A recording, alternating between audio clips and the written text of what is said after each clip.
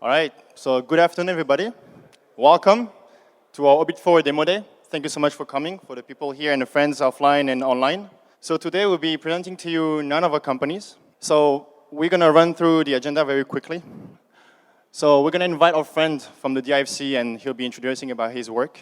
And we'll be following as well from us, so introducing about what we're doing here at Orbit. And we will kick off the startup pitching. And then we have prepared for you guys a panel discussion, inviting investors on stage, sharing their market views. And then shortly after, we'll be continuing our startups pitching. And then we'll be wrapping up, and we can start the networking. So, without further ado, I'd like to invite our friend, Yahya, from DIFC, on stage, so he can share more about his work. So please give a round of applause.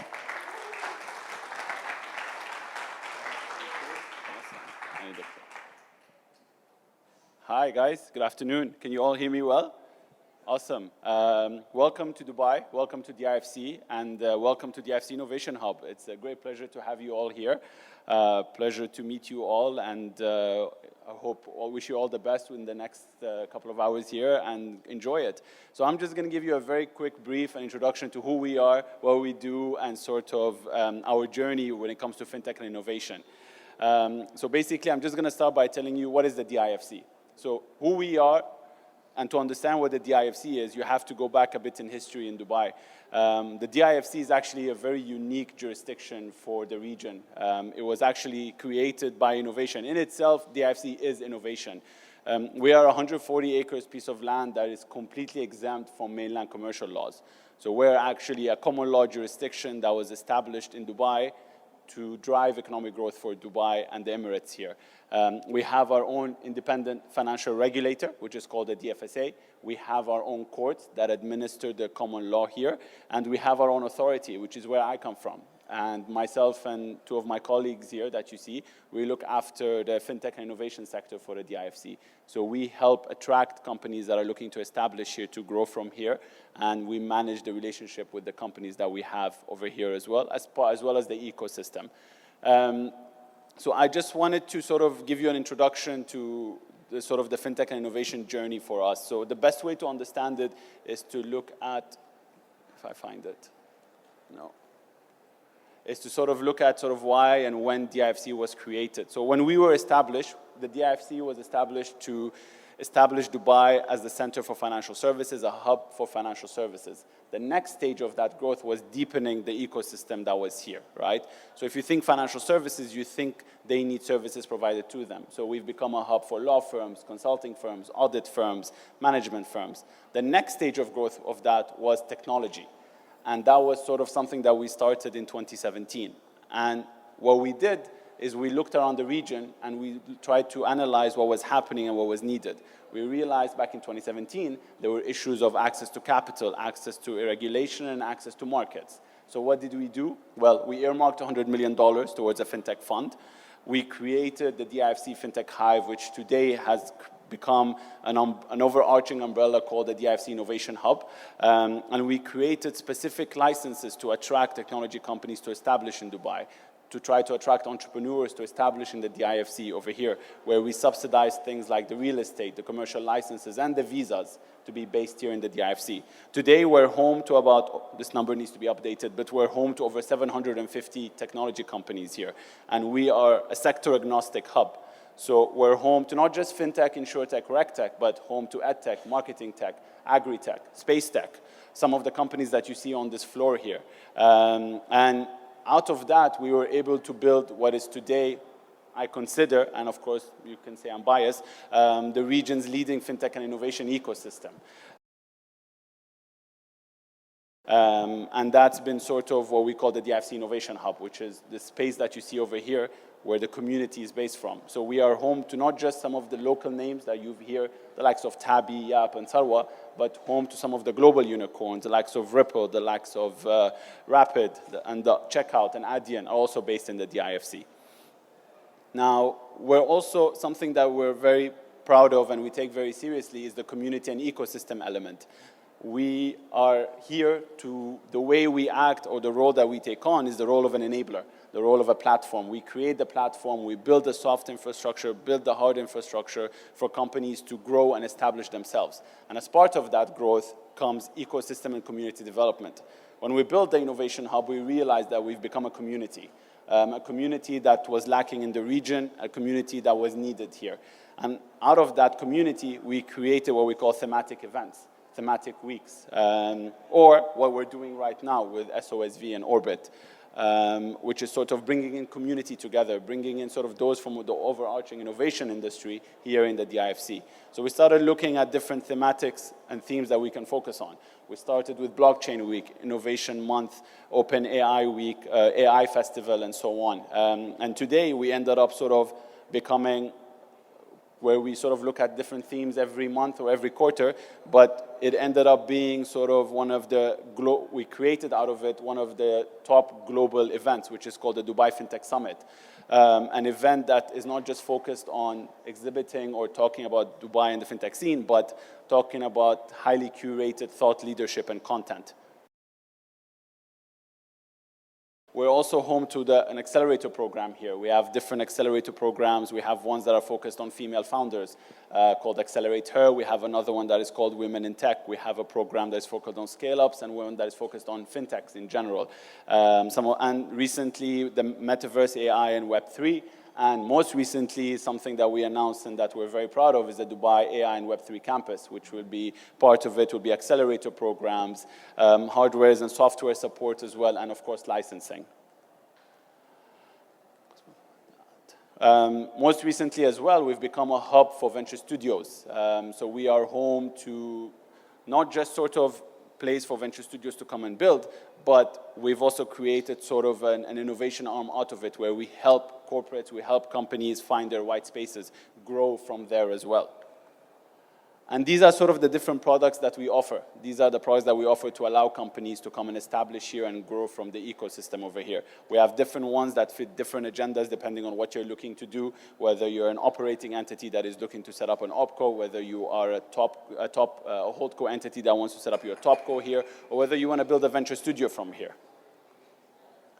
And of course, from a regulatory perspective, we have become quite advanced as well with creating regimes, not just for digital payments, but for investment and crypto tokens here as well. So I think to sort of, spoke about that as well, I think to sort of conclude, what we've become is sort of the hub for fintech and innovation for the region. We've become sort of the community that is based here in the region. I mean, you can walk around here and you can see the names that are here. These are some of the region's top names, some of the names that were founded here and grew from here. We're very excited to have you guys here today. And thank you, SOSV and Orbit, for being part of the DIFC Innovation Hub and our ecosystem. Thank you. Thank you, Yahya, for this introduction. And again, thank you to DIFC for hosting us in their beautiful space. So next item on the agenda, we'd like to invite our Orbit Managing Director, Oscar. He'll be introducing about the work we're doing here. Please, a round of applause for Oscar. Well, thank you very much, first, everybody, for coming today. We know it's very hot, and coming here, taking the time to come and visit and share with you your time with all the startups is great. So let me explain a bit what we do at Orbit, in case that you're not familiar. So in Orbit, we're helping startups from emerging markets to scale.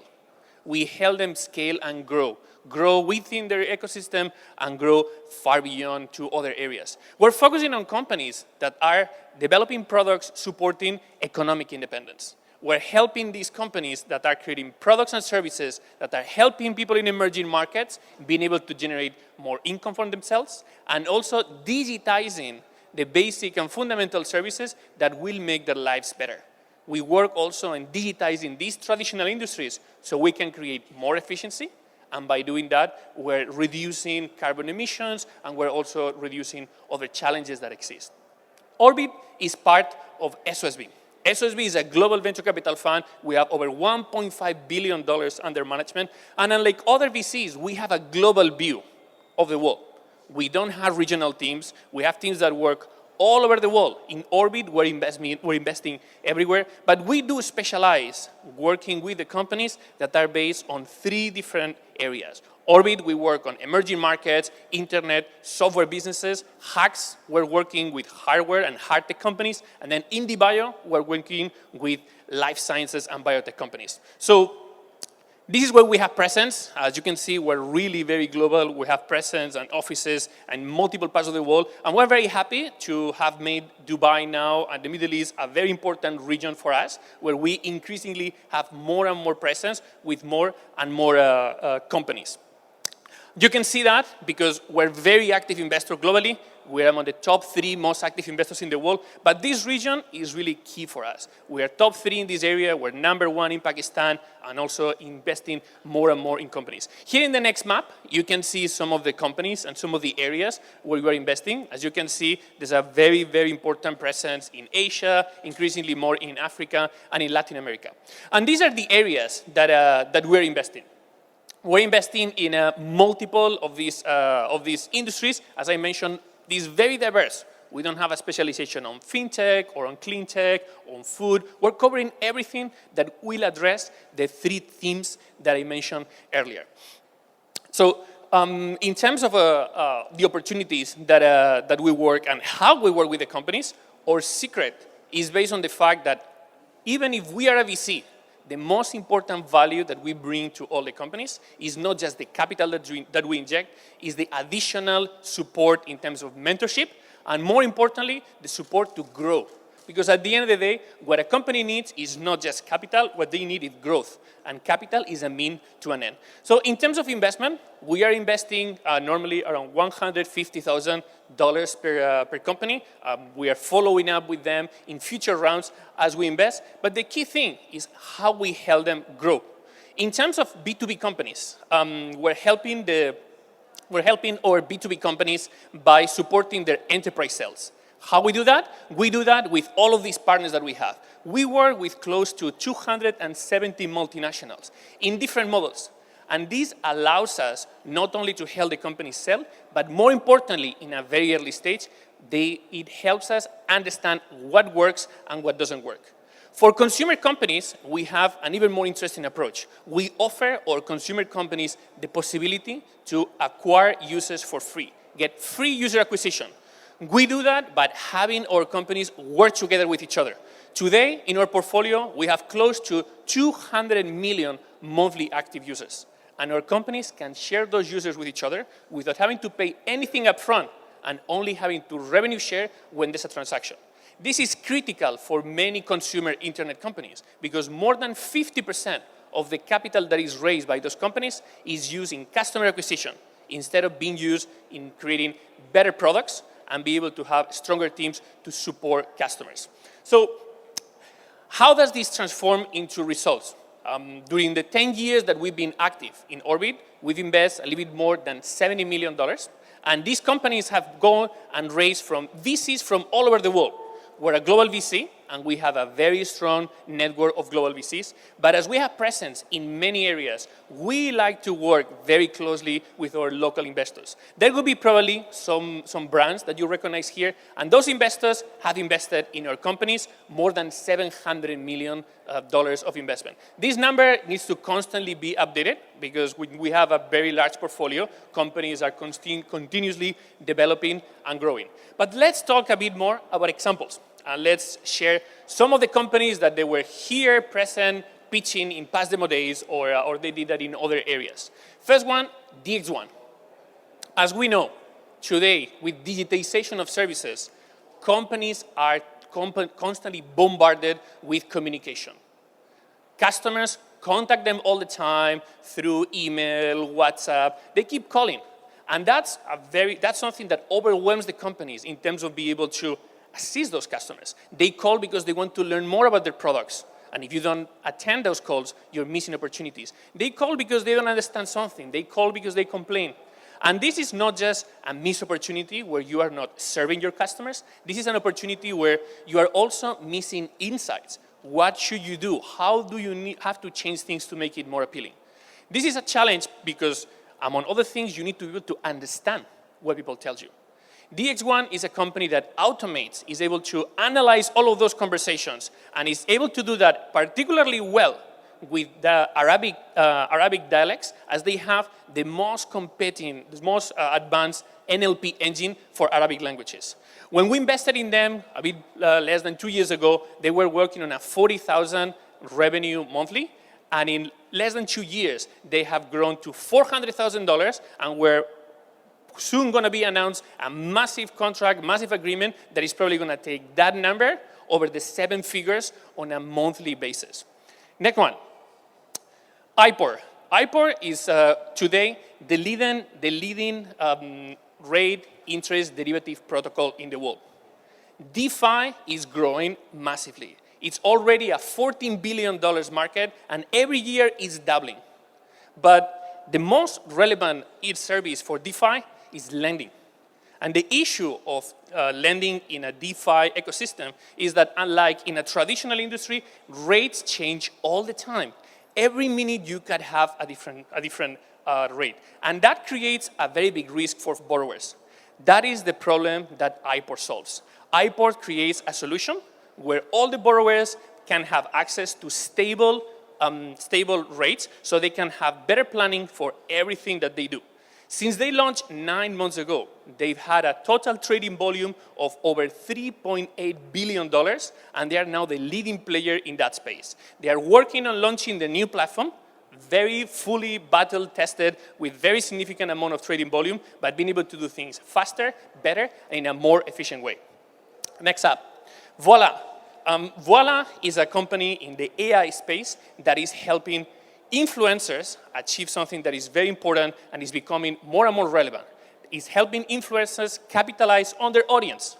In China, in many parts of Asia, social commerce and e-commerce driven by social activity is a big trend today. But in other parts of the world, this is something that limits the capacity of influencers to be able to monetize their audiences. If you're a really big influencer, you're able to get deals and agreements with brands. But if you're a small influencer, if you're a micro-influencer, there's very little opportunities to monetize. What Voila built is a storefront that, assisted with AI, is able to help all of those influencers understand and detect the products that they have in their content, be able to also map different types of products based on availability and pricing, so they can increase conversion. They're growing on a double-digit on a month-on-month basis, and they've already crossed over $30 million in GMV monthly. Next up, and last one, Videoverse. Videoverse is one of our top companies in the video generative AI space. They have a suite of products that allow to edit automatically many videos. Today, we are very, very clear that it's a long time ago since video killed the radio star. Video is everywhere. Companies, individuals, everybody uses video. But editing video is not easy. It takes time. Magnify, the first product that Videoverse launched, became a solution to be able to automatically analyze everything that was happening across sports. They were able to detect different actions that were happening and create summaries customized for different audiences. They've already worked with major football, soccer leagues in many parts of the world. They're able to work with the Olympics. The company is profitable. They raised over $50 million in venture capital. They haven't used any of the money that they raised in their last round. They keep growing, and they are now starting to complete acquisitions to expand their suite of AI products. And well, this is Orbit Startups. Great pleasure to have you all here today. And I'm going to do is hand over the microphone back to JD so we can start learning more about the startups. Thank you, everybody. Thank you, Oscar. So without further ado, let's kickstart off pitching. So now, please, let's welcome our first startup, Muta. Hello. Thank you for being here. Meet Bernardo, the CEO of Glasgow, a publicly traded manufacturing company in Colombia. Industry Watchdog recently made a report about the poor waste management practices of Glasgow. Bernardo needs to show that Glasgow has good waste management practices, and he's receiving pressure from government regulators. showing that, that Glasgow is recycling. They are basing their recycling on street waste pickers. Street waste pickers is people that collect the waste, collect the materials, and give it to a middleman. This is a common practice not only in Colombia, but also in Latin America. They are based in these waste pickers because it's the most convenient way to get rid of the materials. But there is no data to rely on, and Bernardo can do the report because they don't know if the materials are actually recycled or they end up in an illegal landfill, a dump, or the ocean.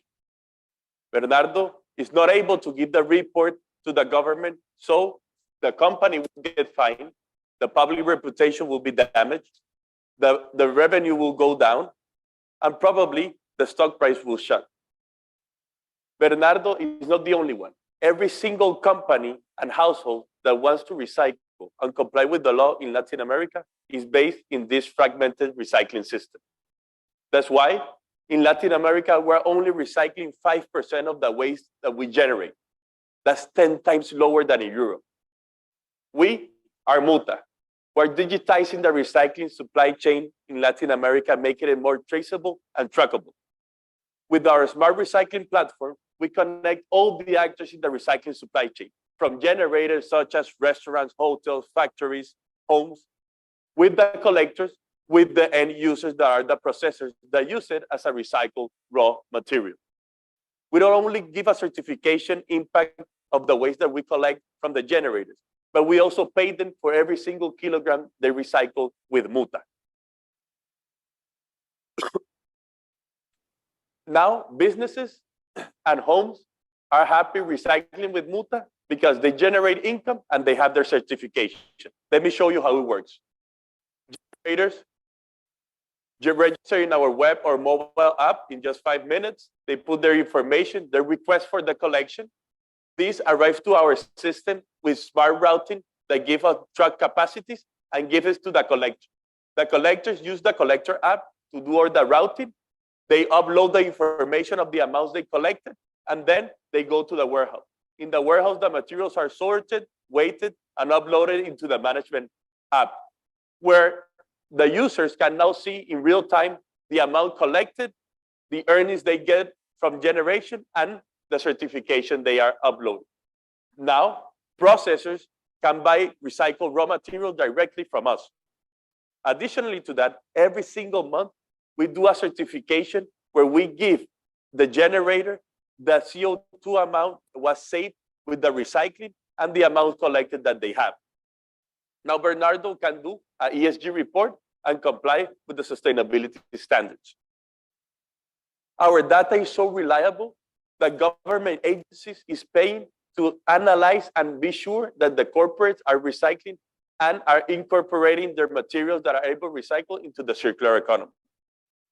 The users that work with us, they are being collecting 4 times more the waste and recycling 4 times more than they did before with street pickers.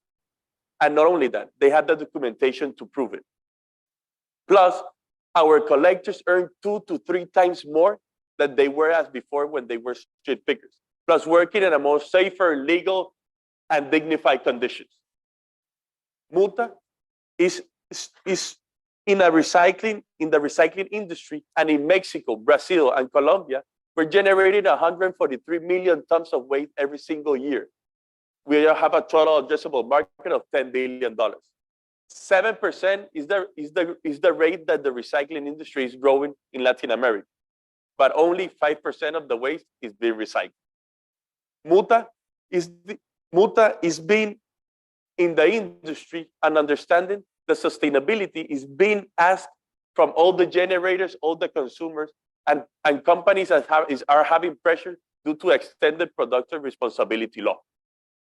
Muta is the only company that is being able to pay for every single kilogram of sorted material that they give us. Why? Because we have been able to connect the whole supply chain, being able to optimize, monitor, and control the recycling supply chain in Latin America. Other competitors are just part of one fragmented part of the system that actually is handling the recycling system in our region.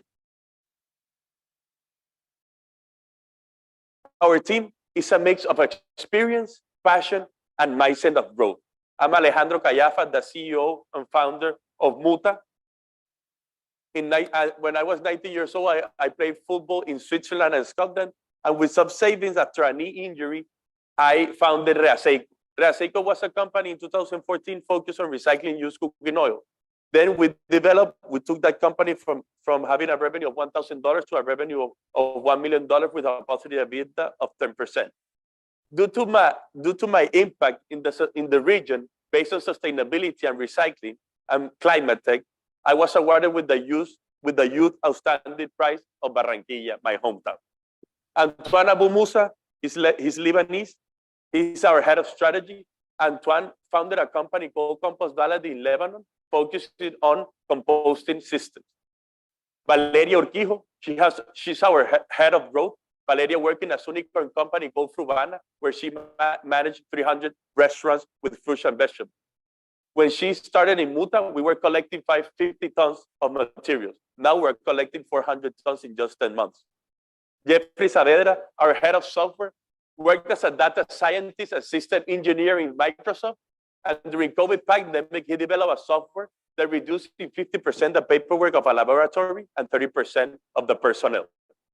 We have been incorporating 5,200 tons of materials into the circular economy, being able to be doing very effective 51,041 collections, having 14,364 tons of CO2 emissions saved, being able to have a revenue of $6 million, being able to take out of the street more than 60 street waste pickers that are collecting and doing the route to our collector app. And in the last 5 months, we have been able to grow 22% month over month in our monthly active users. All right, so that was Muta. So for the people that are online, you will see a link showing in your chat. So if you'd like to know more about a company, please click on the link.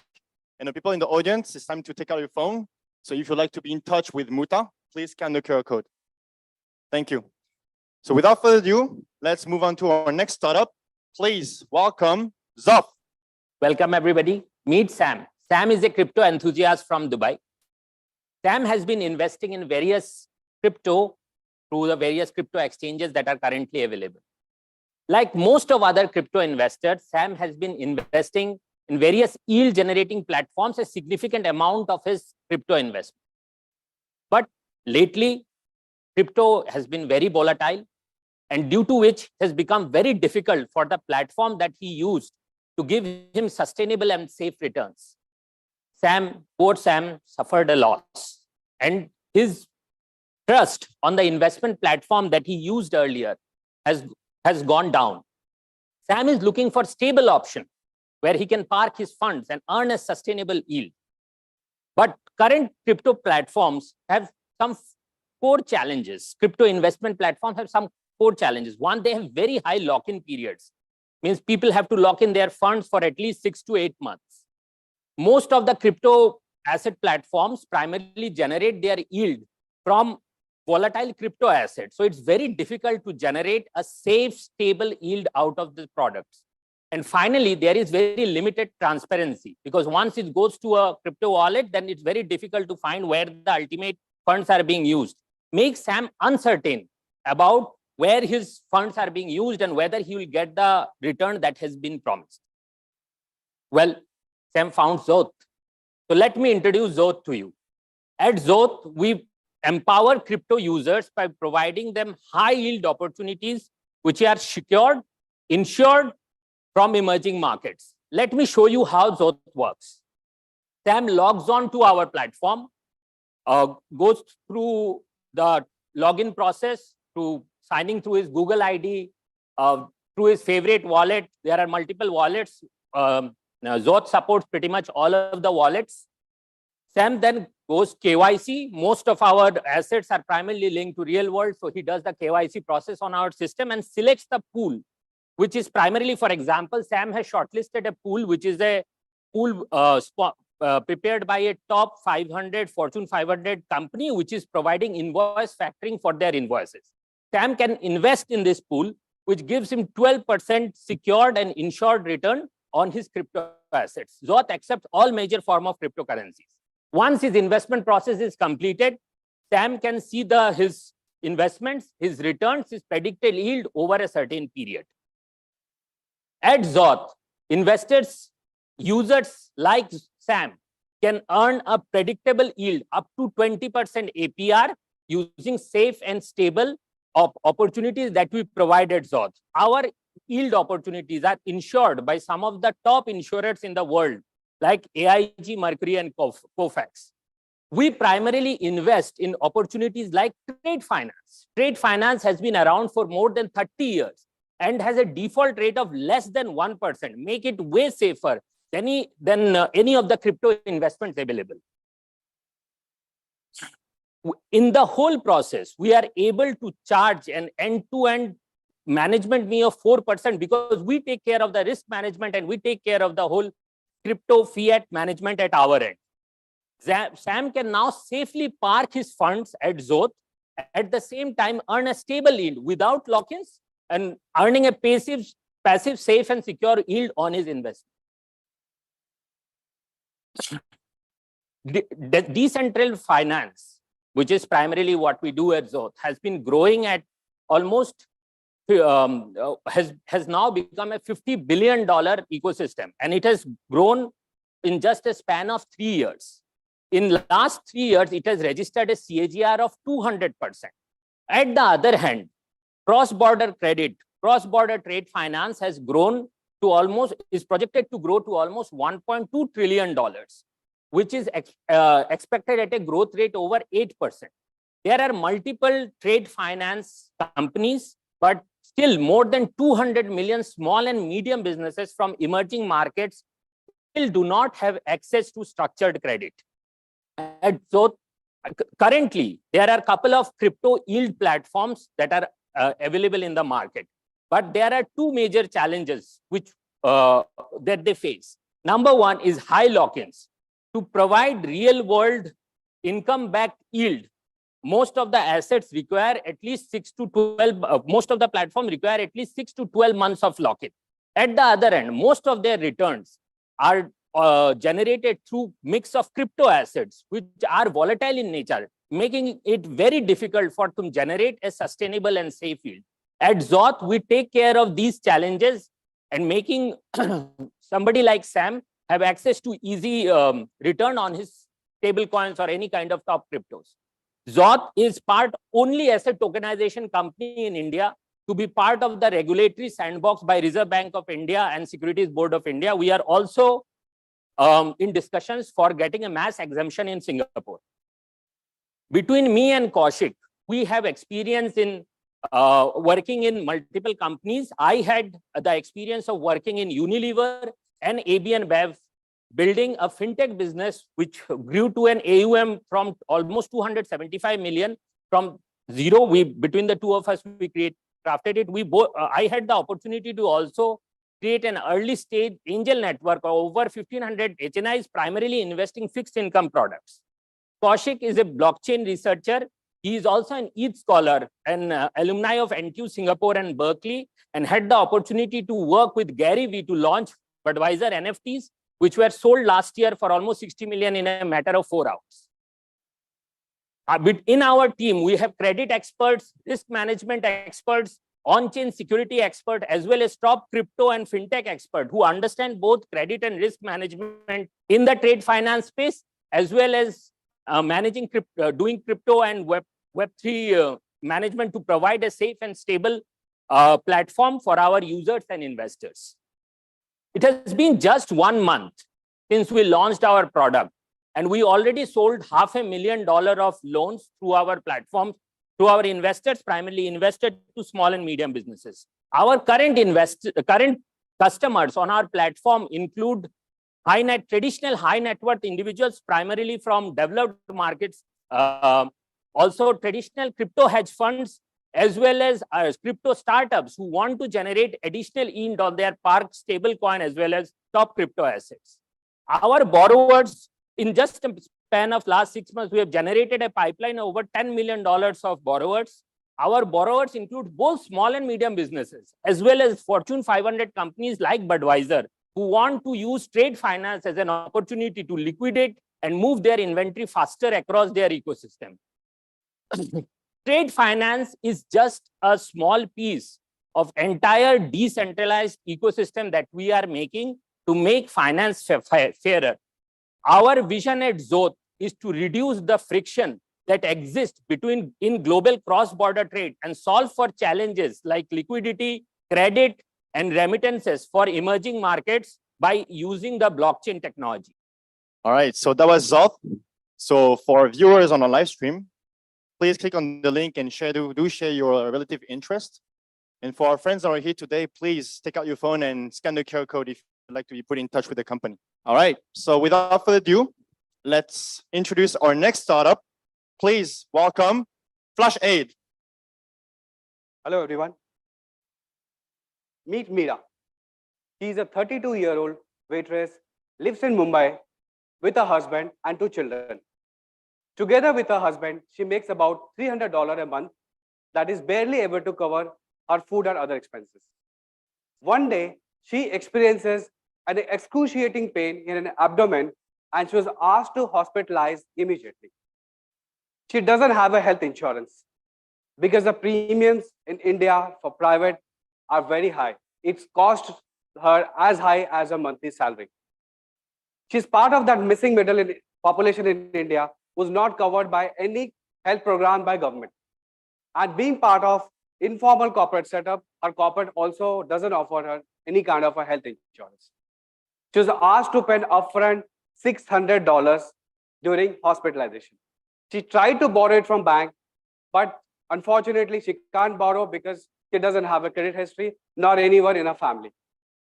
Unfortunately, in the end, she's left with no choice but to sell most of her belongings and finance her treatment. Like Meera, there are 200 million workforce who are engaged in informal setup who are not covered by any health program or any health insurance. Every year in India, 40 million people are pushed to poverty because of out-of-pocket healthcare expenses. Let me introduce FlashAid to you. We are an integrated managed healthcare platform offering care plans for less than $3 a month. That's 70% cheaper than traditional insurance. We make this magic possible by cutting down the brokers that collapses the cost, not to the expense, but to the delight of the customer, because now onboarding a customer happens in just 60 seconds. And using our AI/ML technology, we have developed a smart algorithm through which we very smartly route all the patient to a pre-negotiated partners, which helps in optimizing the cost. In this way, we have been able to provide an affordable care at a great quality, optimizing the cost. Let me show you how it works. Meera gets introduced to FlashAid through her employer, and we provide a dedicated platform to her employer where she signs up by just putting her basic inputs and medical history, if any. When Meera feels sick, she contacts FlashAid by just calling her, and she has an option to do a chat through an AI-based chat where she can contact us. Our system immediately identifies the problem and connects to your doctor in less than 90 seconds. When she's connected, our doctor diagnoses the problem and based on the complexity and severity, routes her to the appropriate action. And if required to get hospitalized, we select the nearest best hospital and she gets her treatment done. And when she comes out, she doesn't have to pay anything out of pocket. We partnered with more than 8,000 healthcare providers, and by using our smart algorithm, it not only optimizes the cost, but also helps in reducing the claims, unnecessary hospitalization, and frauds. This way, making the entire ecosystem more efficient. On every sale we do, we make a gross margin of 34%. Out of 630 million uninsured missing middle in India, there are 200 million people who are employed in informal setup, who works with platforms and association in a form of contractual workers, service staff, facility management, and employed in cafes and restaurants. We are targeting immediately 30 million people. That presents us an opportunity of $1 billion. The overall market size is of $18 billion, growing very fast to $32 billion in the next 5 years. Insurance is one of the sunrise sector in India and it's going to stay the next 10 years the fastest among all. Flashit is different. It's unique. Unlike other who are focused on the top 3 percentile population of India and people who are employed with corporate and a formal setup, Flashit focuses only on people who are part of missing middle and currently working with informal setups in platforms and association. We partner directly with the platforms where they give us direct access to their staff, where we collect the money directly through our platforms, which helps us in not only retention, but also in renewals. Meet the super team behind this entire mission. Gunjali Kothari, my co-founder and chief marketing officer.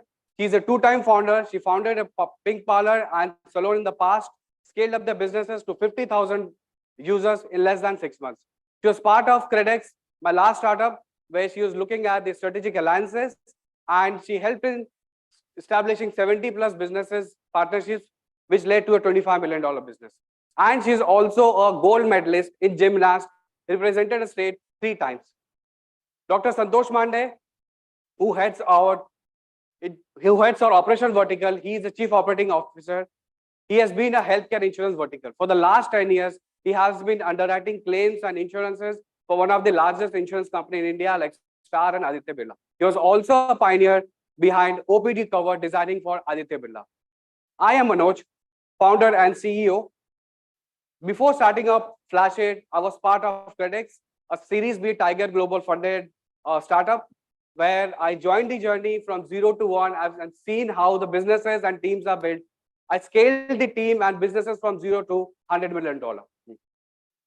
I've got all the deep expertise in insurances after working across the globe with large insurance companies like Aviva General, Edelweiss Group, and ICICI Group.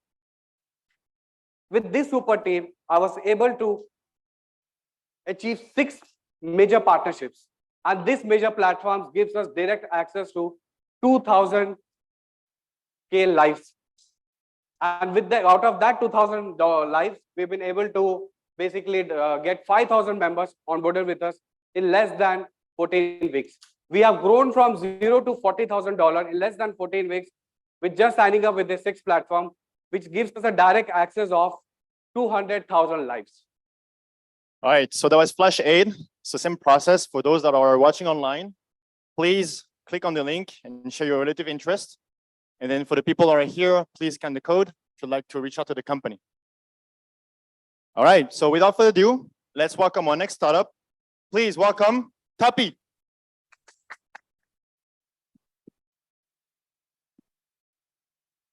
Hi, everyone.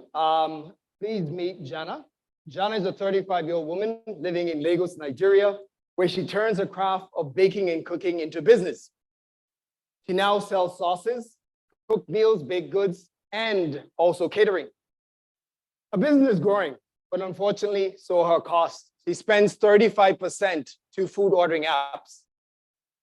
Jana knows she needs to be online to actually promote her business and reach more customers, because also she needs to build her reputation by word of mouth.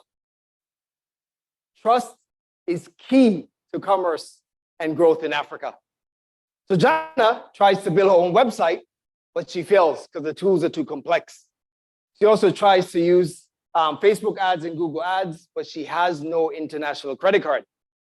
So we are Tapi. We're one-stop vertical SaaS that helps businesses like Jana to build their online identity, to find customers, convert customers, and turn them into promoters. Now I'll show you how it works. So Jana finds Tapi when she buys a data bundle from a mobile operator like MTN. She gets a link and she answers a few questions about a business, such as description, name of a business, and other information. We automatically generate a website for her that's indexed to be searched online. So Jana downloads the app to redeem her ad credit, which she now selects her audience, selects where she wants to target her ad, then also uploads an image, and we take that input and generate an ad description for her using AI. She pushes that on Google and Facebook using her ad campaign credit. Within a week, Jana starts getting inbound on WhatsApp saving her 35% that she used to pay to the food ordering apps. She comes back to Tappy, upgrades, pays $15 per month. She gets verified reviews, a payment history, and most importantly, her customers. She can now retarget her customers to grow a business. Jana knows she needs to be online because Africa's digital ecosystem is growing really rapidly. 156 million users, internet users in Nigeria alone. And that's going to grow by 25% by the end of this year. So if you think about it, service industry, which we focus on, is food, beauty and health and fashion. They are actually worth $323 billion across Africa. And that in those industries spend a lot for visibility and credibility. And they spend up to, by 2025, up to $7.6 billion, growing by 10.7% year over year. Unlike other tools, which are very difficult to use, and you need a personal computer, we're mobile first. You can build your ad and your website in under 2 minutes. And most importantly, now you have your customers so you can retarget them and grow your business. Unlike other platforms where they have limited reach in our markets in Africa, our unique position with our partnerships give us access to over 75 million consumers across Africa. The team, Louis and myself, we're actually second-time founders where we build startups in Africa. I got my PhD at MIT. We actually built a mobile survey platform that reached 1 million consumers and used by Harvard, MIT, and also Stanford. I went on to actually create a patent, a data in transit patent, which is evolved to my first startup with Louis, building enterprise SaaS for large enterprise businesses such as banks, mobile operators, and large retail. And some you know, such as Standard Chartered. We exited our company to start Tappy. Louis actually has a background building open source software for hundreds of universities across the US, including Stanford, MIT, and Berkeley.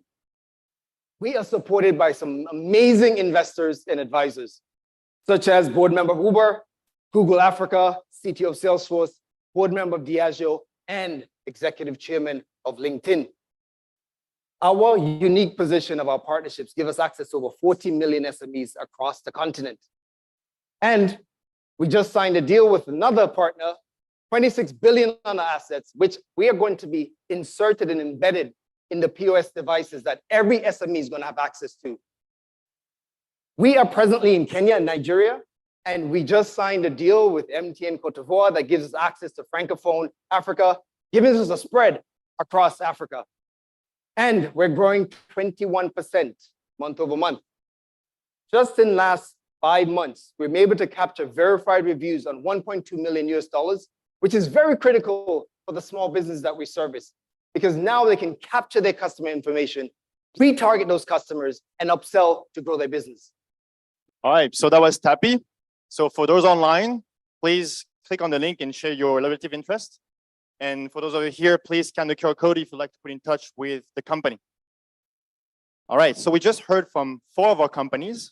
So we are now going to invite on stage 3 investors, and they're going to share their market views. So moderated by our managing director, Oscar. So please give them a warm welcome. So Oscar will be moderating the panel, accompanied by Sasha, partner at Global Ventures. Welcome. Tushar, Deputy CEO and Head of Investment at Crescent Enterprises. And last but not least, Sharif, CEO at Dubai Future District Fund. So please give a warm round of applause and welcome. Okay, good. As JD was saying, we're hearing about the startups. What do they think the world needs? Now let's have the perspective of the investors. Let's start with just a simple introduction. So for a minute, just let us know a bit about your background and your organizations. How are you investing right now? What are the regions, the industries, the ticket sizes? Okay, so Sasha, would you like to start?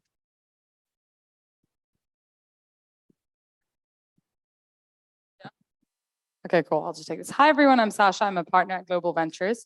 Global Ventures is a Middle East Africa focused venture capital firm that's headquartered out of the UAE. We target Series A founders who are solving some of the biggest problems across our markets. And we're sector agnostic, but we like health tech, fintech, supply chain tech, agri-tech, some energy tech.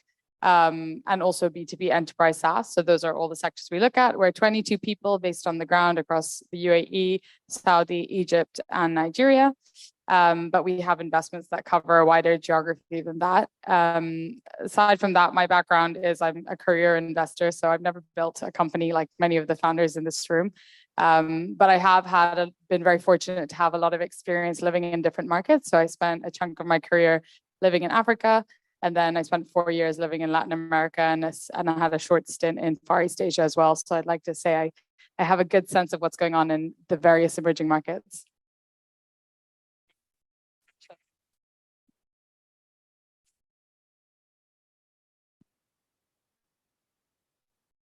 Hello. Hi, my name is Tushar. I represent Crescent Enterprises, which is a diversified business group headquartered here in the UAE. We have operating businesses in upstream oil and gas, sports and logistics, and we have 2 investment platforms, a private equity platform and a venture platform. Venture, we've been investing for the last 8 to 9 years. It's pretty broad, again, sector agnostic. We've done or do early stage, which is seed, Series A, out here in the region, India, Southeast Asia. US has been more early growth, I would say Series B to D, and it's been more enterprise software, deep tech, life sciences in the US. It's all proprietary capital, so we're deploying balance sheet capital really with a very long-term approach. Hi, everyone. My name is Sharif. I'm the CEO of the Dubai Future District Fund. It's a sort of new fund set up by the Dubai government, backed by the DIFC here and the Dubai Future Foundation. They anchored the fund with $200 million. It's our starting point, and we divide the capital into 50% directly into startups, which we do pre-seed to Series C. And we do that across what we call 2 thematic pillars. The first one is future of finance, which is fintech, reg tech, legal tech, horizontal themes like financial inclusion and embedded finance.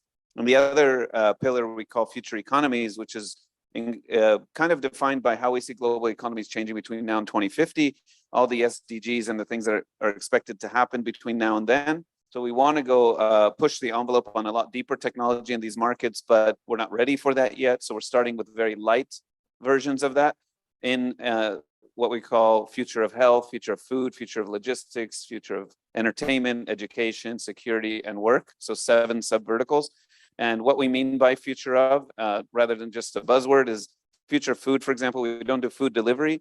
We don't do restaurant supply chains, but we do protein, lab-grown proteins. We do food sustainability, agri-tech, aquaponics, those kinds of things.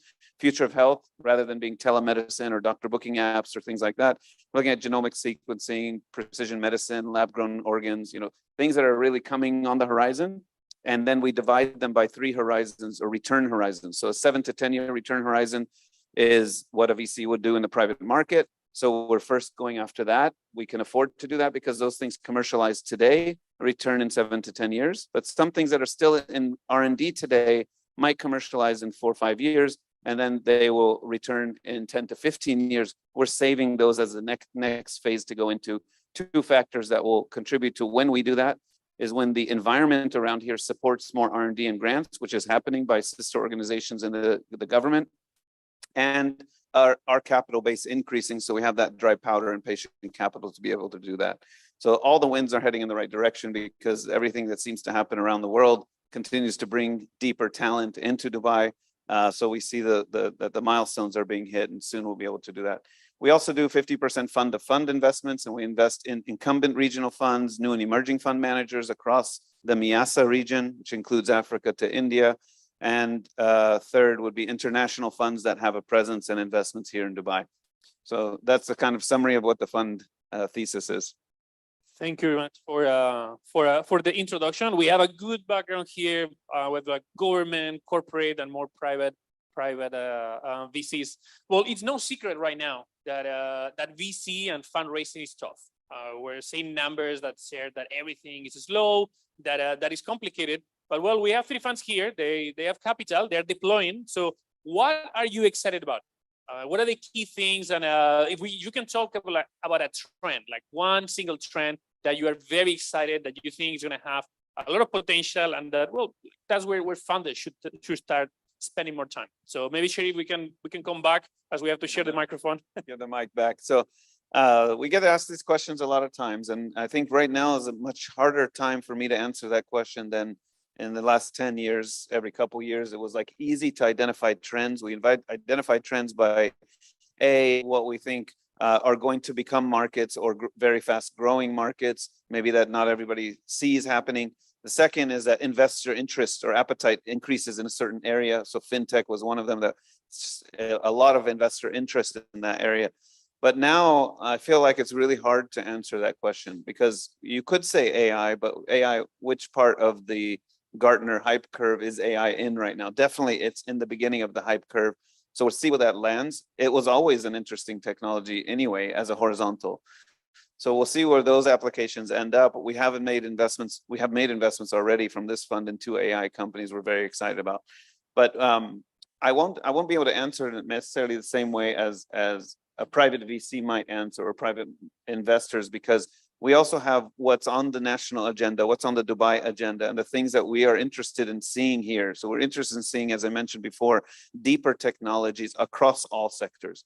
So deeper health laboratories. We're visiting, our team is visiting science labs in Dubai, which most people don't even know existed, and they're incredible. So we just, now that we're mapping actually what the base resources that the Emirate has, we're able to then match that to some of the interested startups we see landing here, or flying around here, and to be able to give them things that are actually more beneficial than capital, plus capital.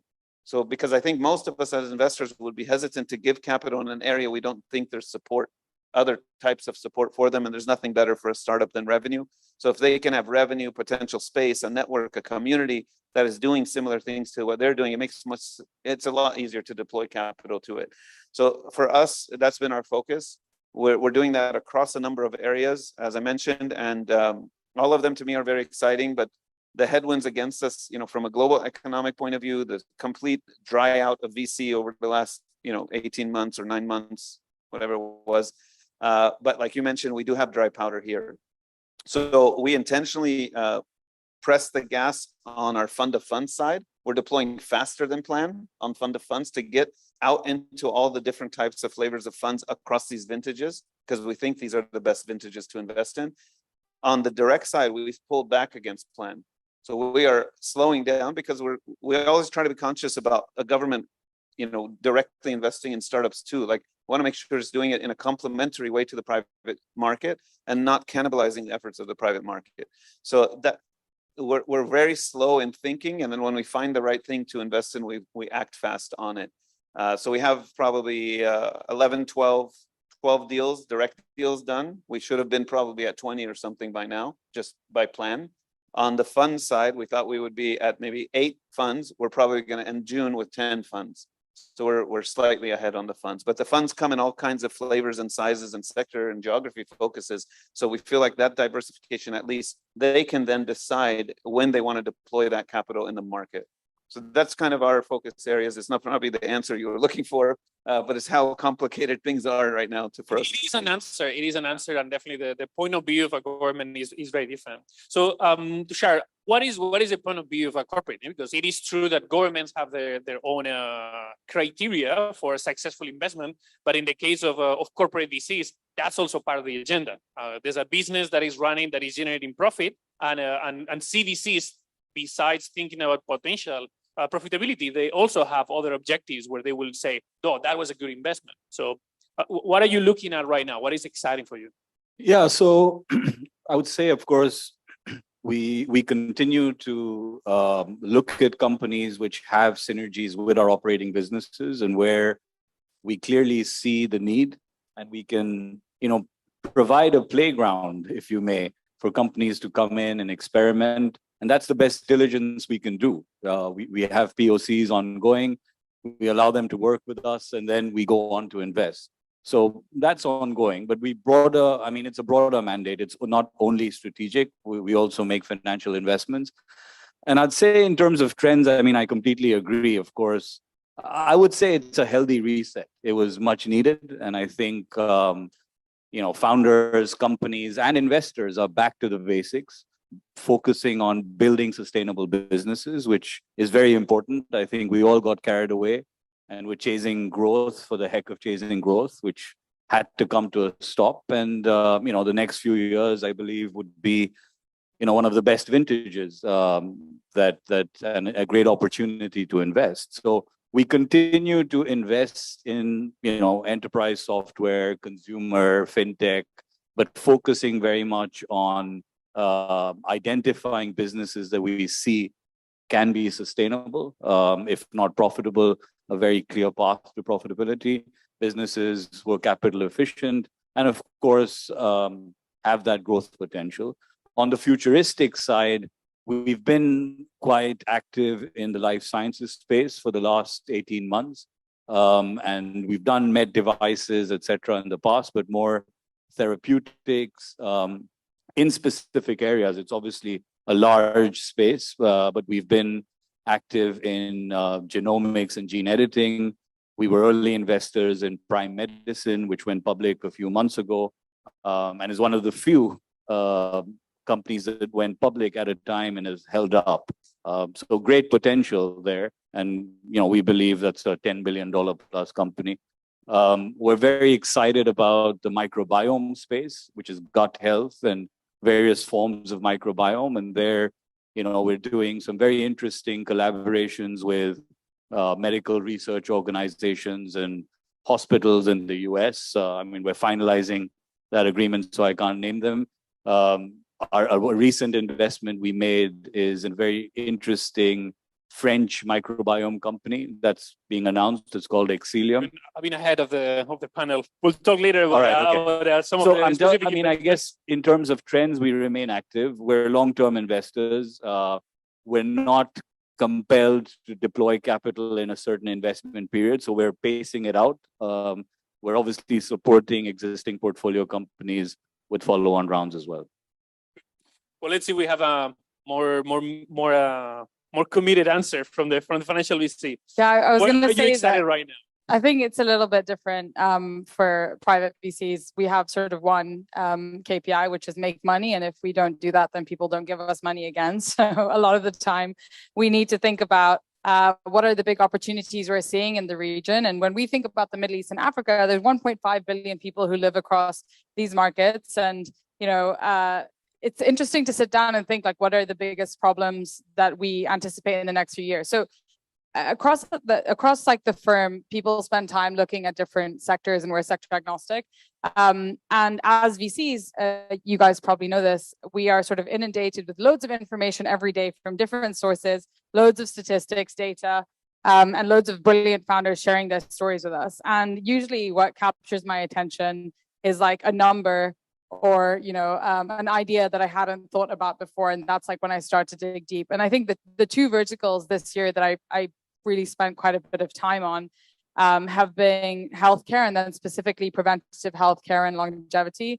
And then secondly, supply chain tech and sort of local manufacturing capabilities and additive manufacturing specifically. And I'll start with longevity just really quickly, which was, I wrote a piece about this as well because I was so interested in it. Whenever we think about healthcare, we think about disease care, which is the traditional way that, in the US or, in more developed healthcare markets, we treat people who get sick. And across our markets, I think the story that we've continued told is there's not enough doctors to meet the traditional disease model. So even if, we wanted to treat people in our markets the same way, it wouldn't be possible. On top of that, across the Middle East and Africa, we have the highest burden of non-communicable diseases in the world, as well as, in the region specifically, the highest instance of diabetes led and caused by obesity and other lifestyle related illnesses. That was shocking to me.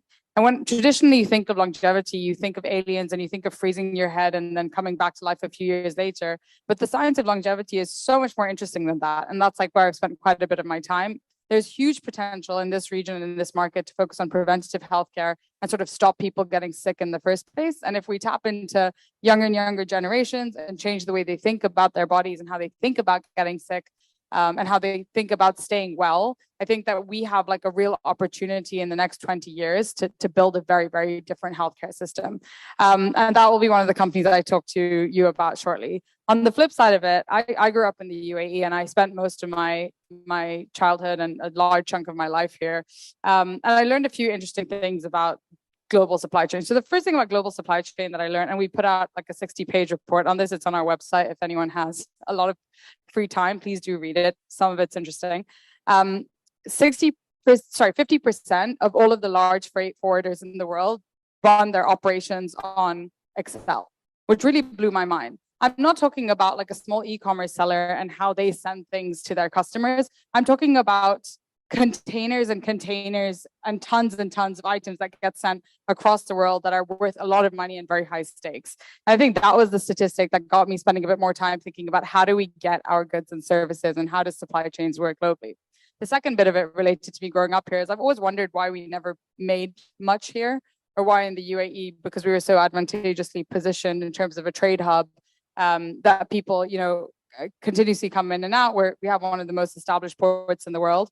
But I think just given what's happened with COVID, given the risks to supply chains, there's like a massive opportunity here in the next few years around building like manufacturing capabilities and sort of decentralizing the supply chain a little bit more, and sort of leveraging the position that we've built in the region. So I'd say I would broadly agree with both of my other panelists on the venture trends that we're seeing, but two sectors I'm particularly excited about are healthcare and supply chain tech.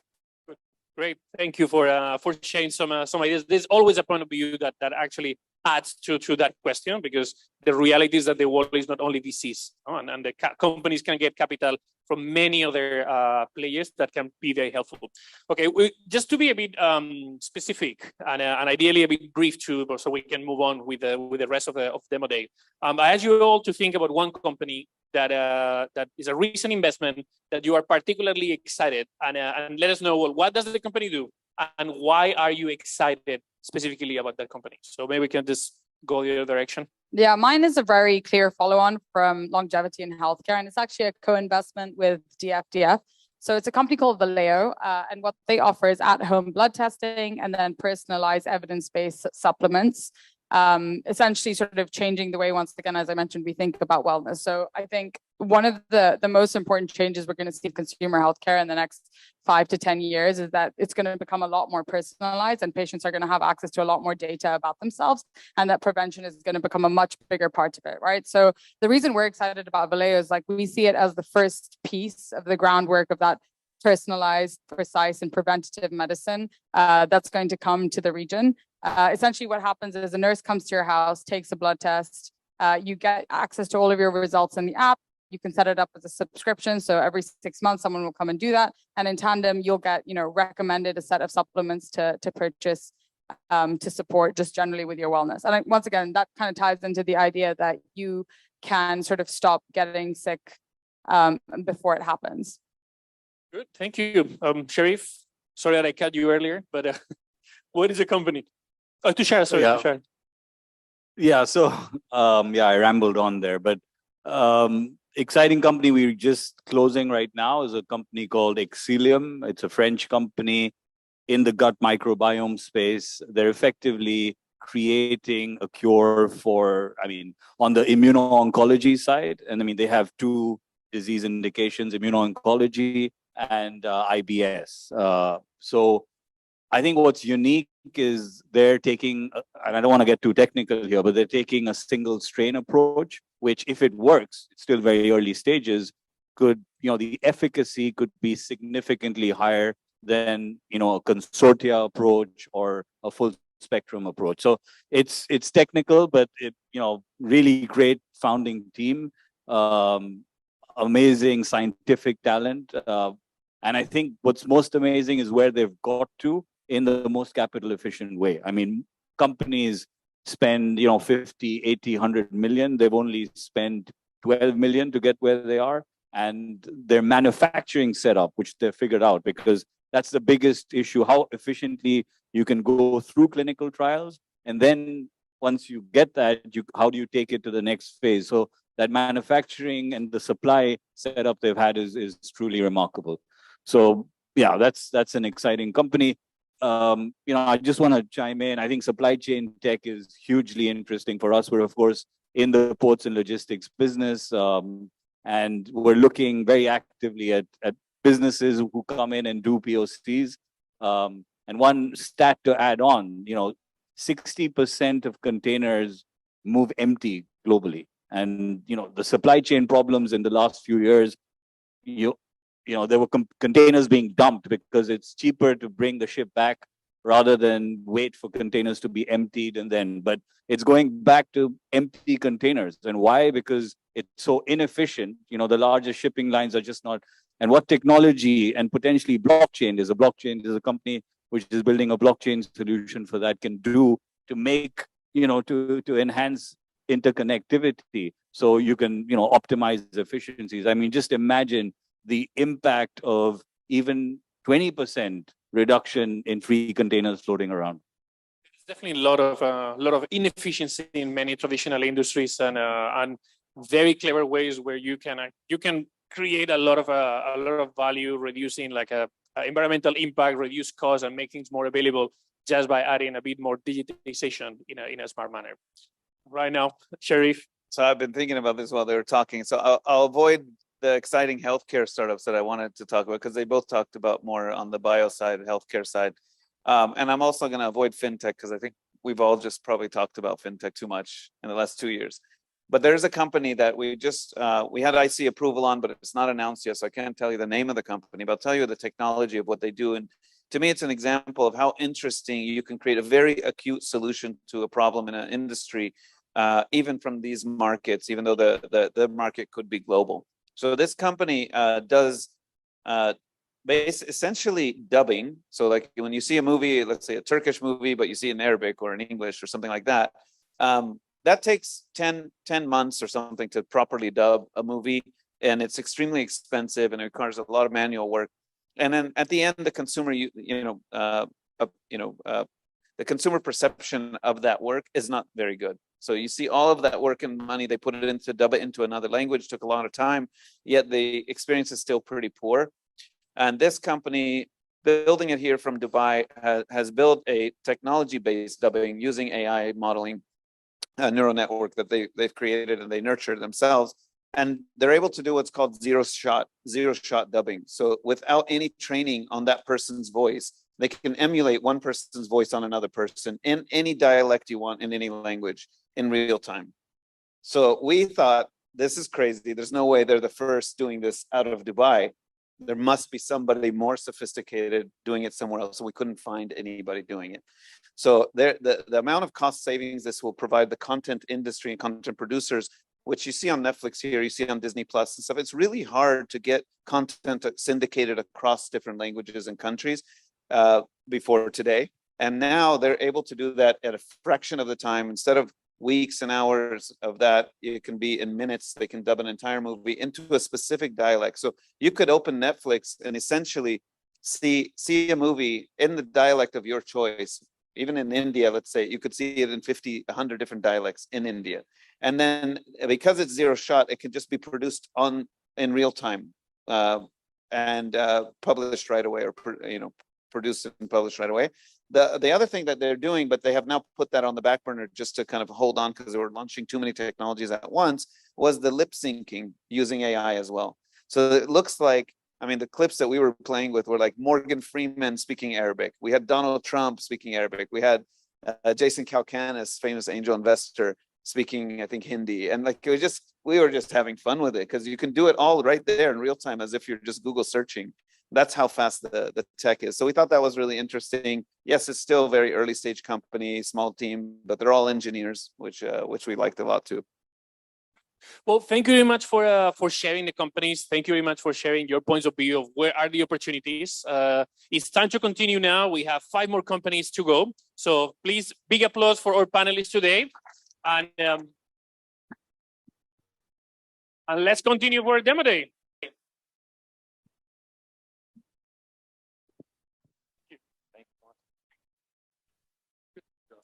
I thought you were going to talk about our shared common investments. All right. Thank you for the panelists for sharing their views. So we'll be moving on to the next chapter of the event. So we'll be introducing our next startup now. Please welcome Indy.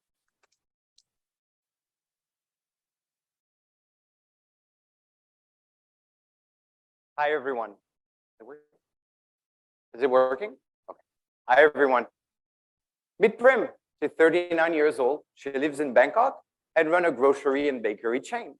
Every day, she serves perfectly fresh food to her customers. She hates waste, not only because it's a pity to throw away perfectly edible food, but also because it kills her margin. We know that full and exciting shelves are crucial to drive sales, but unfortunately, sales fluctuate. So most of the time, she ends up throwing a large amount of perfectly edible food, adding up to a 14% revenue loss. So Prims try to increase her prices to compensate, only to see her sales decline. She's starting to offer discount at the end of the day, only to see her customer come later, cannibalizing her normal sales. So Prim and other food businesses like hers are desperate to find a solution to stay profitable. We are Yindi. We help connect food businesses that have high quality unsold food to consumer online at up to 80% discount. It's a win for the business, it's a win for the consumer, and because we're tackling food waste, it's a win for the planet. Let me show you how it works. Prim simply download the Yindi app and effortlessly register a shop online. In a few clicks, she set up a bakery offer, $10 originally, that she priced at a tempting 50% discount. In just a click, she updates her inventory in real time and excitingly awaits for incoming orders. When the pickup times arrive, she simply packs any surplus bakery item worth $10, put them into a bag, and hand it to the customer. Easy. For each successful order, Yindi charges a reasonable 25 to 35% commission. And as a result, Prim significantly reduce her wastage, increase revenue, while attracting new customers. Every year, the Food and Agriculture Organization estimates that an alarming $140 billion worth of food goes to waste in Southeast Asia. Focusing on retail and food service sector, 500,000 businesses have surplus stock worth $5 billion that we could re-commerce to our platform. And it's growing at a 5% annual growth rate. Already the leading player in the region, we're confident in our capacity to capture $300 million of that market within the next 5 years. Our innovative surprise bag model simplifies operation for merchants, helping them turn food surplus into added revenue, avoid cannibalization, drive new customer audience, and generate positive environmental impact. On the other side, we offer the highest discount on food, ranging from 50 to 80% off, making it extremely appealing for consumers, while our local competitor average around 25%. We have the ideal team to lead this mission. We're 12 people. I'm Louis. I'm the co-founder and CEO of Yindi. I successfully supported 2 Series A tech startups to expand in the United States, in Europe, and in Southeast Asia. I first scaled an IoT startup in Spain, going from 0 to 100K revenue in just 2 years. And I secured my first $1 million contract when I was 26. Then I led the expansion of a $140 million funded retail tech startup in Southeast Asia, where I was handling local contracts worth $10 million. I'm graduated from HEC Paris. And with me, my co-founder and chief marketing officer, Maima, I spent more than 8 years leading customer retention and loyalty for Lazada and Eatigo over 8 countries in the region. She played a crucial role in the expansion of Eatigo in India, South Korea, and Indonesia. She helped optimize and cut customer retention costs by 50% down to $500,000 while increasing revenue by 10%. She's graduated from the Asian Institute of Management with a specialization in marketing behavior from the Yale School of Management. Our impact is unmatched. We have saved more than 100,000 meals from going to waste, resulting in an offset of 250 tons of CO2, which is the equivalent of traveling around the globe 26 times by car. We partner with more than 700 merchants across Thailand and Hong Kong, including supermarket chain like Central Group or City Super, restaurants like Pret a Manger or S&P, or five-star hotel chain like Accor and Marriott. Our app has been downloaded by more than 170,000 users, and remarkably, 75% of our customer base came for free through PR and word of mouth. 1 in every 2 new customers repurchased nearly 4 times within 30 days. Over the past 4 months, we've tripled our revenue. We're now growing orders at a 35% month-on-month growth rate. All right, that's always the indie. So for the people that are online, please click on the link and do share your relative interest. And for the people that are here, please scan the QR code if you'd like to put in touch with the company. All right, so without further ado, we'll be presenting our next startup that will be pitching online. So please welcome Goka. Meet Alice. She's a 27-year-old marketing manager for a fast-growing Shopify fashion brand. She's ready to launch new marketing campaign to promote her new designs, and she's spending about $10,000 on influencer marketing. She gets about 100,000 new followers on social media and data over 1,000 potential customer leads. She's super excited, but when she markets to these leads, none of them are converting to sales. On top of that, she's getting a whole bunch of irrelevant comments and is losing followers.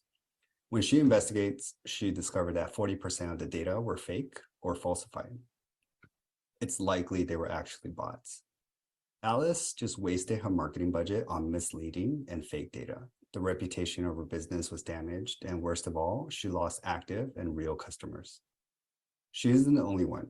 In 2022, over 46% of all internet traffic was from bots and AI automation. With AI becoming easier to use, this problem is just going to keep growing. We're Goka. We're a SaaS marketing platform for Web 2.0 and Web 3 viral campaigns. We detect bots and provide real consumer data to the brands. Brands can create mini games and surveys that can weed out bots, and it only takes 2 minutes to launch. We use blockchain to track the long-term relationships, and our mission is to use our technology to get brands real consumer data so they can build authentic, long-lasting relationships. Let me show you how it works. Alice signs up for a free-to-use account on Goka XYZ. She creates a redeemable campaign with a cash prize as the reward. She fills in required fields, such as the max number of participants and campaign duration. She can choose from a simple game or provide her own short video as the introduction. She's now ready to launch her campaign through a unique link, and a blockchain network is automatically chosen for her. Alice's customers clicks on the link and interacts with the brand by playing a game or answering short questions or surveys. Her customers can easily redeem their prizes through a phone number or a credit card. Goka captures the signups, redemption, and user submitted info and displays them in Alice's dashboard. Goka also flags suspected bots and false accounts. She can upgrade her account to see customer behavior and accept Web3 consumers for only $200 per month per campaign. Alice is talking to real customers now for a fraction of the price. Out of 13 million stores in the top 5 e-commerce platforms, over 60% are spending more than $1,000 a month in marketing. Combined annual spend about $7.8 billion. Digital content creation marketing is currently at $19 billion market cap, growing at a 25% annually. Goka is a unique platform that makes launching interactive campaigns easy across Web 2.0 and Web 3 spaces. We block bots through gamified campaigns. We use blockchain to authenticate and track consumer behavior in order to build complete customer data profiles. With Goka, you don't have to be Web3 literate to use Web3 technology. it just works like any other SaaS. We have decades of experience in building technology solutions for real problems. We have worked together for over 5 years. I'm Kevin. I'm the founder and CEO of Goga. I've been building tech applications and media since 2007. I built campaigns and strategy for Disney, Warner Brothers, and have generated over 40 million in new revenues for my clients. I also founded BoostX. It's a growth acceleration firm. We have advised over 10 blockchain companies. On research and product growth is James Park. He founded a large-scale blockchain conference for enterprise. It's called DLT 101. James has consulted over 100 blockchain clients alongside top crypto law firm in Korea, and previously was the head of Korea for a Binance Launchpad startup.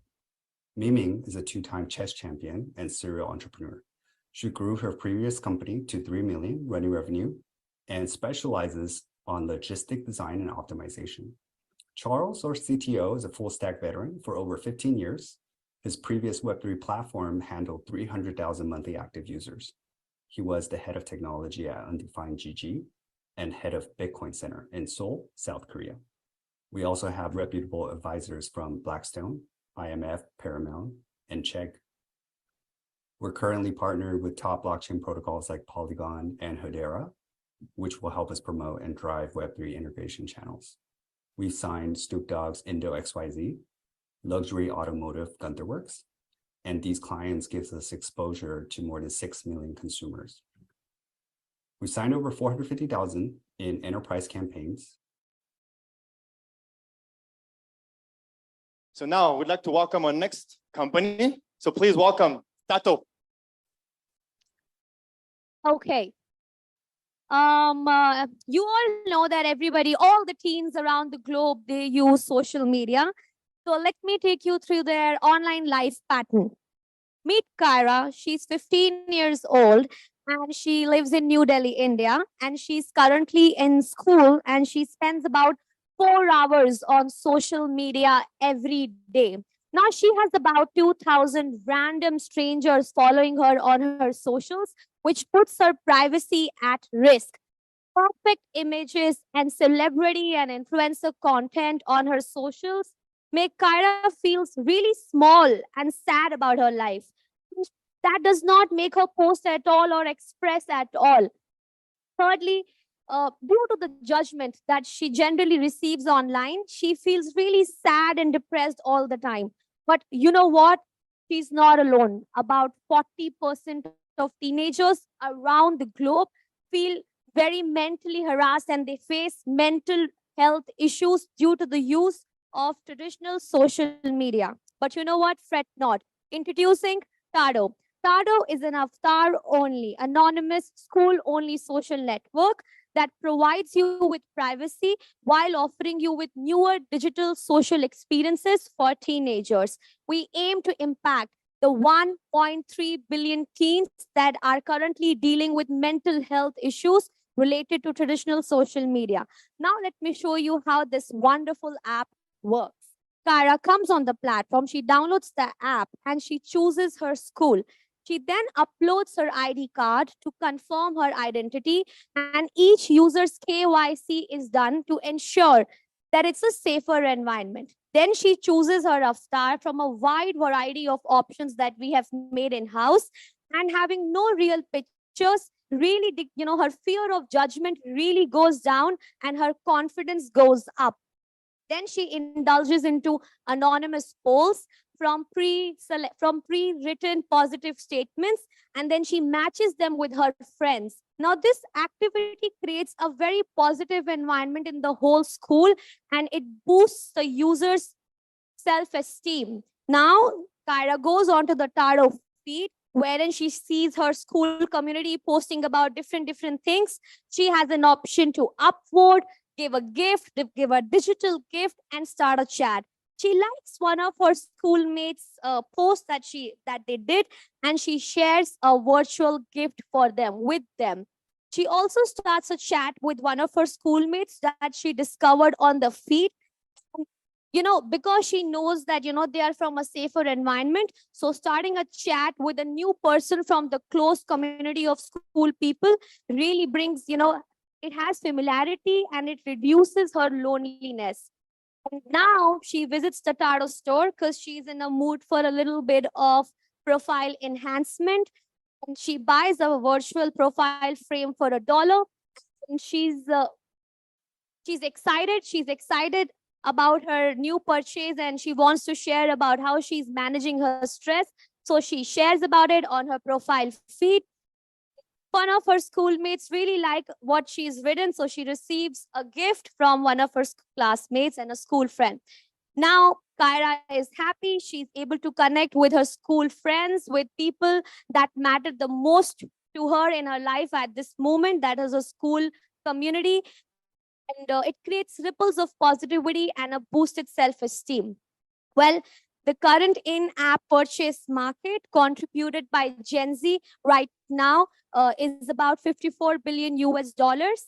With 20% compounded growth, it is estimated to be around 250 billion US dollars by 2030. Now, Taro is different because unlike other social networks that you see, which are all about selfies, we are a visual neutral network that is driven by avatars with gamification intact.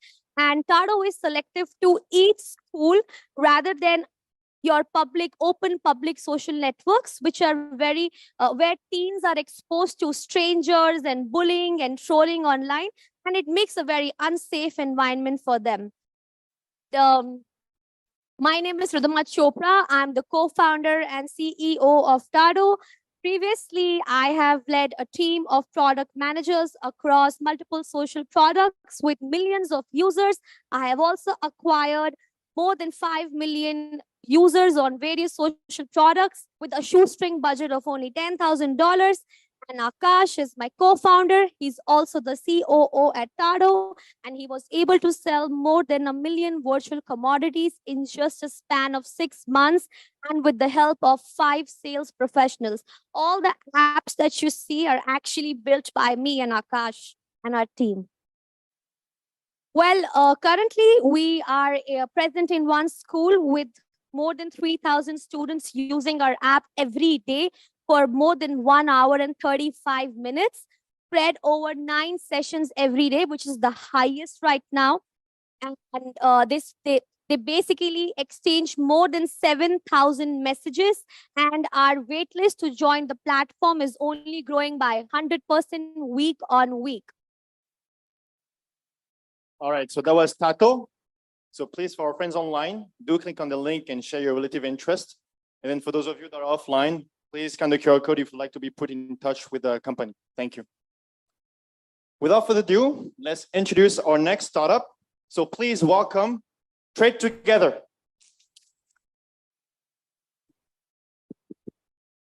Okay, it's okay. I'm going to just take your microphone.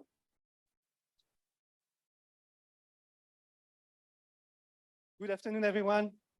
I'm really glad to introduce you Ahmed. Ahmed is a project manager of 32 years old. He's residing in Dubai. He has invested in the cryptocurrency space in the past 5 years. You know what? He has really enjoyed looking at and picking up great token, great platform and protocol. But as time goes by, he has now a family. He has basically raised kids. He already has his work. So he doesn't have the time anymore to look after the cryptocurrency space. On top of that, you know that there are so many projects just in Dubai, more and more projects in the cryptocurrency space, as well as in Singapore and Europe, maybe less in the US right now. So basically, Ahmed is looking for a solution, helping him to invest safely into the crypto space, looking at security, cybersecurity scam, and doing risk mitigation. On top of that, since he didn't have the time to look after his portfolio, his digital wallet is pretty down and in the red. Maybe some here of people have already experienced this situation. So here is what Ahmed is looking at. Ahmed is looking at a solution helping him to mitigate and to have some downside risk protection so that if tomorrow a specific digital asset dropped 20%, he has some protection, downside risk protection, what we call option. We are Trade Together. We are enabling profiles such as Ahmed to invest safely into this space and looking at after his portfolio whenever there is a massive correction. Let me show you how does it works. So simply speaking, Ahmed has to go to Trade Together website, and you can even do it right now to test his risk appetite. He's going to get to receive some question to check exactly whether he's more a low risk type of profile to medium, high risk. And then he will receive his credential to sign up to the Trade Together app, which is already available in Singapore. And then subsequently, he will have to do the KYC process because we are a compliant platform. And subsequently, he will receive all his results, whether he's more a low risk type of guy or medium or high risk. And then he can monitor finally his risk whenever he invests in Web3. This is really what we bring. So we have the stable growth staking, which is our very first strategy, for which we've gotten a reward from Global Financial Risk Review. And we have already outperformed the S&P 500 and Bitcoin since August 2021. We've received the MIS exemption to operate in October 2021. And since the beginning of the year, we are already at 13% outperforming to serve our customers. So if you are like Ahmed and you are facing difficulties to look after your portfolio, invest in Trade Together right now. So this is a mobile app, but we also have the B2B side, which is for family offices, institutions, and I'm more than happy to further discuss with you after this talk. So in terms of business model, it's pretty simple. We take 2% of deposit fees, 0.25% of monthly management fees, and 3% of advisory services if you guys want to go beyond our strategy and want us to do some specific type of assessment for a new protocol, layer 1, layer 2, or token. So in terms of competition, what is super interesting here is that if you look at the left side, you have lots of DeFi protocols that are not necessarily compliant or regulated and don't really offer downside risk protection. And on the right side here, or left side, you have lots of fund management, pretty good, but if Bitcoin drops 20% tomorrow, it's not really their problem. We deal with that. We are Trade Together. So the Web3 wealth management is pretty interesting because no one really knows about that, but in reality, it's just fund management in Web3. And what is the added value of that? The added value of that is most of the regulators better understand this type of business model compared to crypto exchange because we don't amalgamate digital asset with clients. That's really important. You have to separate that. So the market size in terms of expectation by 2030 is supposed to be at 1.75 trillion, which is 5% of the entire wealth management in APAC and MENA. So you can see that's pretty a good number, and we are a pioneer in this space. So I'm Jeff Ira, I'm the co-founder of Trade Together. Jordan Koh here is also my co-founder. We cumulate 40 years of experience in the financial industry. We are almost like OG, even if I look a bit young. And I've done global policy implementation. I've been chief risk officer of Autumn Life SC Ventures. I have implemented framework across 40 countries. I've obtained financial advisory license in Singapore for Autumn, and I've done the same for Trade Together. We are MIS exempted in Singapore. And Jordan Koh is a 20-year cybersecurity specialist. He's the type of person you want to have with you when you kickstart this type of business. Last but not least, we have Ben Chan, 10 years full stack developer, a pretty strong solution architect when it comes to deal with GitHub, DigitalOcean, and Ethereum. And our clients, partners, and investors love us because we do the extra effort to comply with the country where we operate. So what we did in Singapore, we want to do the same in Dubai. We don't want to ask for forgiveness. We want to be transparent. This is the best way to build a sustainable business in Web3. Yeah, so we are dealing only with the best in terms of custody. We have 30 Cisco, DBS, Coinbase. There is a bit of friction right now with the US, but we can guarantee they are pretty strong. Yeah, so the B2C distribution is really something where we want to expand. We are already live. We have already processed 2.6 million of trade volume. And in terms of B2B, you can see, so we have already done 100% of revenue since last year. And on the B2B side, we are about to grow pretty significantly. Thank you so much, Shenali. We are about to integrate our solution with a telco in Asia to serve 86 million customers.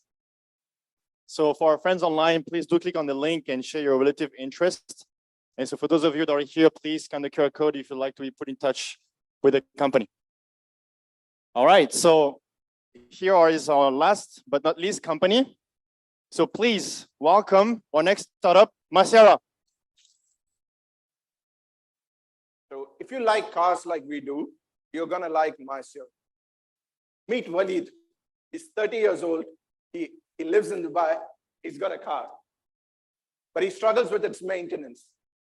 Just in the last year, he spent over $2,000 on it. For instance, he had to get insurance, fresh set of tires, in addition to oil changes and regular maintenance, etc. For all of these services, he needs to find the right provider because the market does all of these services at different prices and quality. This one time, he was hit with a bill that exceeded his monthly income. So when he asked for reports, he wasn't given any. So he has lost trust in the automotive ecosystem. And this happens every few months when his car is due for service. Until he discovered MySierra. So what is MySierra? We are a platform that lets car owners access all of these services at an affordable cost with the fastest, most convenient, and most transparent provider in the market. Let me show you how it works. So Walid gets a recommendation from his friend to download MySierra. He downloads it and signs up using his socials in under 2 minutes. Then he adds his car and the location. Based on the location, he's able to browse the list of services available to him. Upon selecting the service, he can choose a slot for scheduling. Then he can leave a note with any sort of specific requests or feedback. And finally, he pays very convenient. So MySierra makes 30% on all of these services. How we do that is by negotiating a bulk pricing mechanism with our vendors. We use our purchasing power as well as proprietary data on all of these services. We also have $100 million in virtual inventory of spare parts that guarantees Walid the best bang for his dirham. So coming back, our customer service gets in touch with the Walid and confirms his booking, his slot, and any sort of specific requests. And we go beyond Walid's expectation. How we do that is, again, for every service that he does, he gets a complete 360-degree transparent report, which makes it easier for Walid to finally understand his car. And based on this additional diagnosis, if he needs to do the work, MySierra does that too. We pick it up and deliver it back. So finally, Walid no longer has to take time off his priorities to manage his car, and MySierra does everything both conveniently and transparent. Speaking of the market is huge. There are many people like Walid in Dubai. We have over 1.5 million car owners in Dubai, in the UAE, who service outside the dealership. So our addressable market today is about $3 billion. And it is growing 20% year over year, and it's poised to hit $9 billion by 2030. As for the landscape, we have 3 different types of competitors. We have the dealerships, we have independent workshops, we have other online players who compete in the same space. Where we stand out is on 2 of the most important criteria, according to us. One is convenience, where we bring the garage to you, we provide you with a simpler experience, saving you time. The second is transparency, where we provide you with digital reports, make it easier for you to understand why you're spending on that invoice, and giving you trust. Speaking of the team, we have a team of 5 co-founders. Change on the one side, who heads marketing. In fact, 2 of us are second-generation automotive entrepreneurs, right? Change on the one side, who heads marketing.